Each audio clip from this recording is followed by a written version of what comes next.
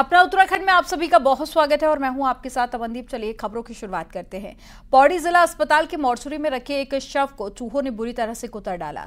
ये शव नौगांव खाल एकेश्वर में तैनात ग्राम विकास अधिकारी राहुल उप्रेती का था और राहुल उप्रेती की तबीयत अचानक से बिगड़ने पर राहुल की पत्नी जब नजदीकी अस्पताल पहुंची तो अस्पताल ने राहुल को मृत घोषित कर दिया और फिर पोस्टमार्टम के लिए राहुल के शव को जिला अस्पताल पौड़ी लाया गया। वहीं मृतक के परिजन ने आरोप लगाया कि मोर्चरी में डीप फ्रीजर खराब था और उन्हें नहीं बताया गया। इसके साथ ही डीप फ्रीजर का दरवाजा भी पूरा बंद नहीं हुआ था। वहीं इस पूरे मामले में एडिशनल सीएमओ रमेश कुमार ने बताया कि मोर्चरी का दरवाजा खराब होने की वजह से चूहों ने शव को कुतरा है और उन्होंने ये भी बताया कि दरवाजे को सही करवाया जा रहा है जिससे कि इस तरह की घटना दोबारा ना हो सके। वहाँ पे जो पोस्टमार्टम का दरवाज़ा था वो ठीक से काम नहीं कर रहा था, तो उसमें गैप था, तो जिस वजह से चूहे वहाँ पर अंदर घुस गए और थोड़ा सा नुकसान पहुँच गया। तो अभी दरवाजे ठीक करने के आदेश दे दिए गए एवं वहाँ पर लगातार रैट किलर का प्रयोग करने के लिए भी कह दिया गया है। मैंने उस टाइम इन लोगों को कह दिया कि आपके जो ये डीप फ्रीज है इसमें तो लॉक ही नहीं है। इन्होंने कहा नहीं जी ठीक है। तो मैं यही कहना चाहता हूँ यार कि आपकी इतनी बड़ी लापरवाही है। मैंने आपका डीप फ्रीज सिस्टम इस वजह से हो रखा है आपका कि डीप फ्रीज होने के बाद भी डीप फ्रीज खराब चल रहा है। बॉडी ये हाल है कि उनका फेस बिल्कुल जो हमारा भाई है उसका फेस जो चूहों से बिल्कुल कुतरा गया है। नैनीताल में जंगली जानवरों का आतंक बढ़ता जा रहा है। यहां पर भीमताल में पिंडरों, मनुआ ताल में गुलदार की दहशत है। यहाँ एक हफ्ते में 2 महिलाओं को गुलदार ने निवाला बना लिया है। पिंडरों के डोब गांव में घास काट रही महिला पर गुलदार ने हमला कर दिया जिसके बाद में महिला की मौत हो गई। इससे पहले मलुआ ताल में एक महिला की गुलदार के हमले से मौत हो गई थी। गुलदार इलाके के लिए बड़ा खतरा बना हुआ है तो ग्रामीणों में आक्रोश भी है। तो वहीं लोगों ने वन विभाग से आदमखोर के आतंक से निजात दिलाने की मांग की है।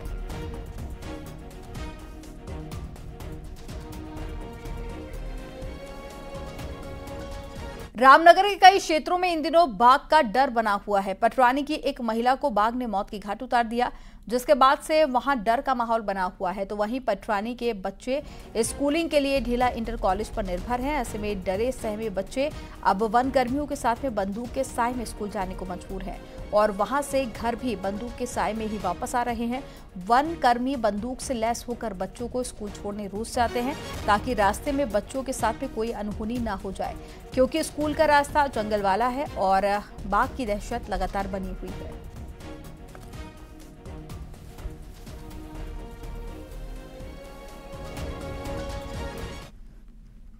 रामनगर में गार्जिया मंदिर गेट के पास में बाघ की मूवमेंट देखी जा रही है। पिछले दिनों मंदिर के गेट पर एक श्रद्धालु के आगे से अचानक बाघ आ गया था। हालांकि बाघ ने श्रद्धालु को कोई नुकसान नहीं पहुंचाया, लेकिन इलाके में बाघ की दहशत है जिसके बाद में वन विभाग ने मंदिर के आसपास गश्त बढ़ा दी है। इसके साथ ही बाघ को लेकर लोगों को जागरूक भी किया जा रहा है।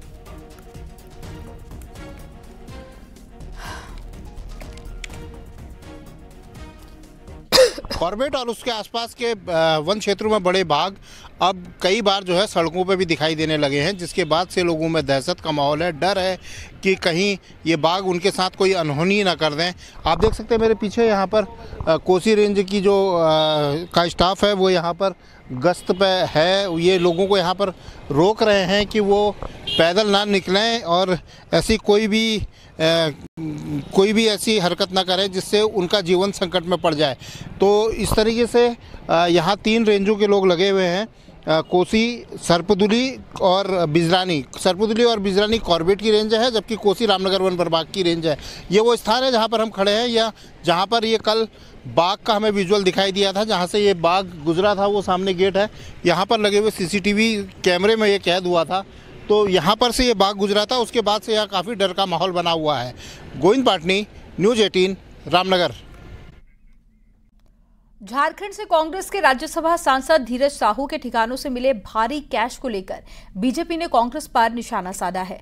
महेंद्र भट्ट ने कांग्रेस को इंडियन नेशनल करप्ट पार्टी करार दिया है।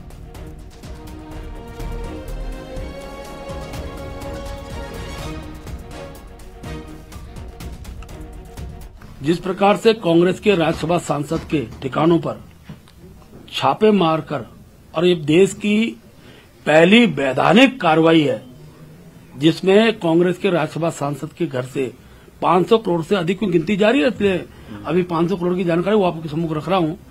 ये पैसे पकड़े गए और मैं आज इस बात को कह रहा हूं कि अब कांग्रेस का नाम नेशनल करप्ट पार्टी ये हो चुकी है। और भारतवर्ष के अंदर, कि 60 वर्षों के अंदर कांग्रेस के शासन में जो भ्रष्टाचार केवल दबे के रूप में होता था, आज मोदी जी एक एक करप्ट को सामने ला रहे हैं और इसमें कांग्रेस के लोग बड़ी संख्या में आ रहे हैं। खासतौर पर जो इंडिया गठबंधन बना था उसके भी अनेकों घोटालों की चर्चा मैंने आज आप सबके सम्मुख रखी है। मुझे पूरा विश्वास है कि मोदी जी के शासनकाल में कोई भ्रष्टाचारी अब बख्शा नहीं जा सकता, यही मोदी की गारंटी है। पहाड़ों में पिछले 3 दिनों से लगातार ठंड में इजाफा होता जा रहा है, जिसकी वजह से जगह जगह पर पानी जमना शुरू हो गया है। वहीं जोशीमठ औली सड़क पर पाला जमने से गाड़ियां फंस रही हैं। पाला गिरने से कई गाड़ियां फिसल रही हैं।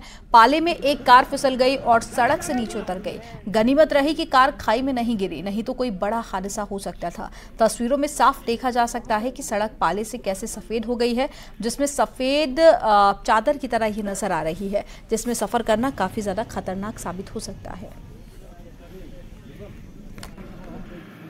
औली जोशीमठ मोटर मार्ग पर एक बार फिर से आप देखिए किस तरीके से यहाँ पे पाला जमना शुरू हो गया है और जिस तरीके से पहाड़ों में लगातार जो शीतलहर है वो बढ़ती चली जा रही है और उसकी वजह से अब इस सड़क मार्ग पर एक बार फिर से पाले की मोटी परत जम रही है। आप देखिए जो सेना के वाहन है वो किस तरीके से यहाँ पे फिसल गया था और उसे अब मुश्किल उसको यहाँ से हटाया गया है। नगर पालिका की ये गाड़ी औली जा रही है, लेकिन ये भी बताया जा रहा है कि पाले की वजह से ऊपर नहीं चढ़ पा रही। और आप दूसरी तरफ देखिए जो पर्यटक औली जा रहे हैं अब उनके वाहन भी यहाँ पे फंसे हुए हैं। सुबह से ही यहाँ पे हम देख रहे हैं जो पर्यटक हैं वो औली जाने की कोशिश कर रहे हैं, लेकिन पाले की वजह से एक बार फिर से वो यहीं रास्ते पर फंसे हुए हैं। और कहीं ना कहीं जो ठंड है पहाड़ों में वो एकदम से बढ़ गई है, क्योंकि मौसम विभाग ने भी पहाड़ों में लहर का पूर्वानुमान जो जताया है वो सही तरीके से साबित हो रहा है। कुछ लोग भी यहाँ पे हैं। सैलानी जी, भैया कहाँ से आए हैं आप लोग और कहाँ की तरफ जा रहे हैं?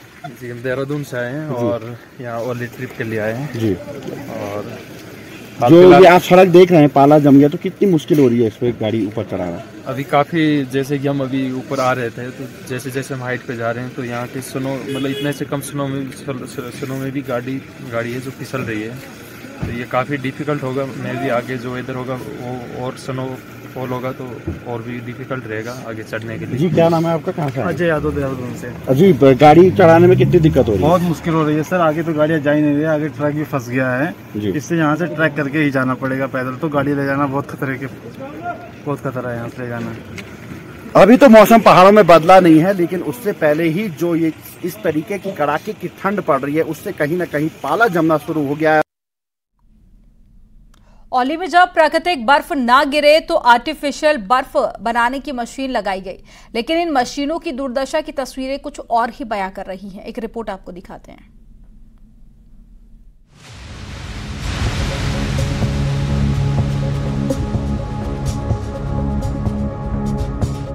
2010 में दक्षिण एशियाई विंटर खेलों के लिए विदेश से लगभग 6 करोड़ 50 लाख की लागत से औली में आर्टिफिशियल स्नो मेकिंग मशीनों को इंस्टॉल किया गया था, लेकिन इन मशीनों ने कभी भी आर्टिफिशियल बर्फ नहीं बनाई और सिर्फ सफेद हाथी ही साबित हुई।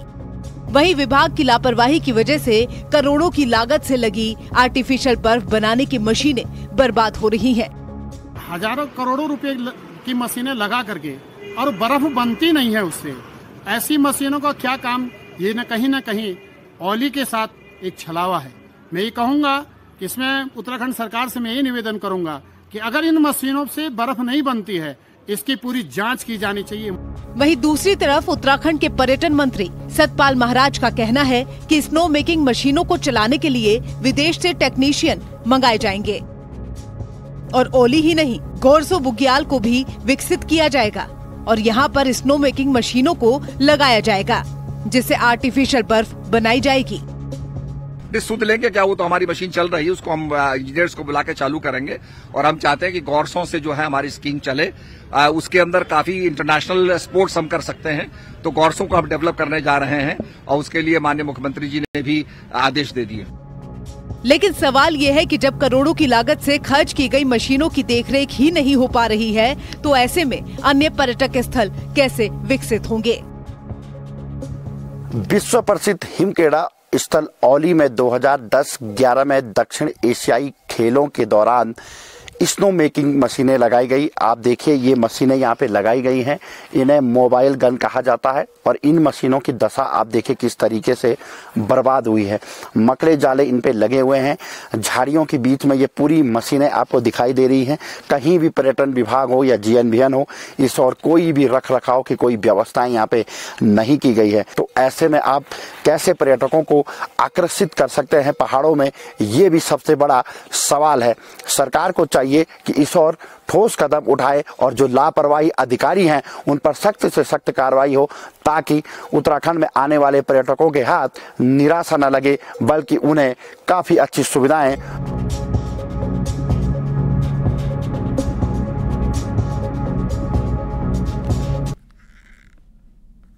पौड़ी में सर्द मौसम के बावजूद भी केंद्रीय विद्यालय के छात्रों और स्कूल प्रशासन को पेयजल संकट से इन दिनों दो चार होना पड़ रहा है।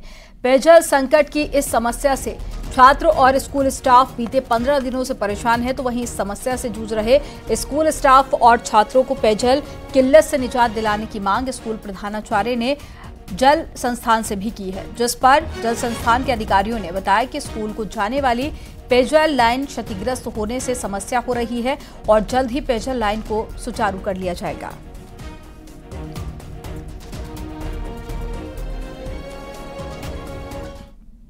यहाँ पर अगर मैं छोटे बच्चों की बोलूँ तो उनको यूरिनल वगैरह में जो है ना सफाई नहीं हो पा रही है, जिससे कई सारी बीमारियाँ भी बच्चों को हो सकती हैं। हाथ धोने के लिए है, दिन में जो है ना लंच पीरियड होता है, उस समय उनको पानी की जो है ना समस्या आ रही है। इवन देन यहाँ पे स्टाफ क्वार्टर्स है, स्टाफ क्वार्टर में जो है ना टीचर्स को नहाने के लिए पानी नहीं है, खाना बनाने के लिए पानी नहीं है। हमारी कैंटीन है, कैंटीन में भी जो है ना टीचर्स वगैरह बच्चे वगैरह सब कुछ खाते हैं। बहुत सारी समस्याएं हैं जिनसे हम जूझ रहे हैं। पानी यहाँ से 7 किलोमीटर दूर जो है एक लक्ष्मी नारायण मंदिर है, वहाँ से जो है ना जर्किन में भर करके सब जिनके पास अपनी गाड़ी है या मतलब उसी ढंग से जो है ना पानी को यहाँ पे लाया जा रहा है, तब वो जो है विद्यालय पौड़ी में पानी की सप्लाई आंशिक रूप से हो रही है। विभाग के फिल्टर द्वारा लाइन का फॉल्ट ढूंढा जा रहा है। संभवतः कल तक पानी की सप्लाई सामान्य कर दी जाएगी। अल्मोड़ा का हेमवती नंदन बहुगुणा स्पोर्ट्स स्टेडियम पिछले 1 साल से निर्माणाधीन है, लेकिन अभी भी निर्माण अधूरा पड़ा है। अब खेल प्रेमियों ने निर्माण एजेंसी और विभाग के खिलाफ नाराजगी जाहिर की है।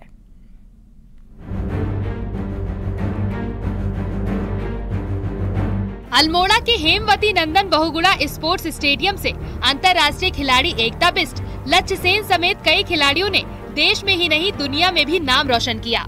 अब वही स्टेडियम निर्माण के नाम पर पिछले 1 साल से बंद है, जिसकी वजह से खिलाड़ियों को भारी दिक्कत हो रही है। वहीं खेल प्रेमियों ने निर्माण कार्य की गुणवत्ता और निर्माण में देरी के लिए नाराजगी जताई और आंदोलन की बात भी कही। तो निराशाजनक है स्टेडियम का जो कार्य पद्धति है और जिस प्रकार स्टेडियम में काम हुआ है। हमारी सरकार द्वारा लगभग 5 करोड़ रुपया स्टेडियम के लिए दिया गया और उसके बाद भी किसी भी प्रकार का ऐसा कार्य स्टेडियम में नहीं दिखाई दे रहा है जिससे हम कह सके कि स्टेडियम को विश्व स्तरीय स्टेडियम बनाने का प्रयास किया गया। इसमें हमारे जो अंतर्राष्ट्रीय खिलाड़ियों की फोटो थी वो हटा दी गई। डीएम ने जब खुद स्टेडियम का निरीक्षण किया तो कई खामियां पाई और जल्द ही निर्माण एजेंसी और ठेकेदारों को बुलाकर सब कुछ ठीक करने की बात भी कही। देखिए, इसमें कार्यदायी संस्था जो है, क्योंकि ये देहरादून बेस्ड है और अभी तक ये हमसे आके इसमें मिली भी नहीं है, उसने अपनी रिपोर्टिंग भी नहीं की है। तो जैसे ही हमारे स्पोर्ट्स अधिकारी आते हैं, कार्यदायी संस्था को बुलाया जाएगा और इनकी डिटेल समीक्षा की जाएगी कि कितने समय में ये स्टेडियम को कंप्लीट कर दे देंगे और क्या इनकी गुणवत्ता है और किस तरह की कार्रवाई ये कर रहे हैं। सरकार ने अल्मोड़ा की प्रतिभाओं को निखारने के लिए करोड़ों का बजट दिया, लेकिन निर्माण एजेंसी और विभाग की लापरवाही से खिलाड़ी नाराज हैं। उन्हें प्रैक्टिस करने के लिए मैदान नहीं मिल पा रहा है। न्यूज़ 18 के लिए अल्मोड़ा से किशन जोशी की रिपोर्ट।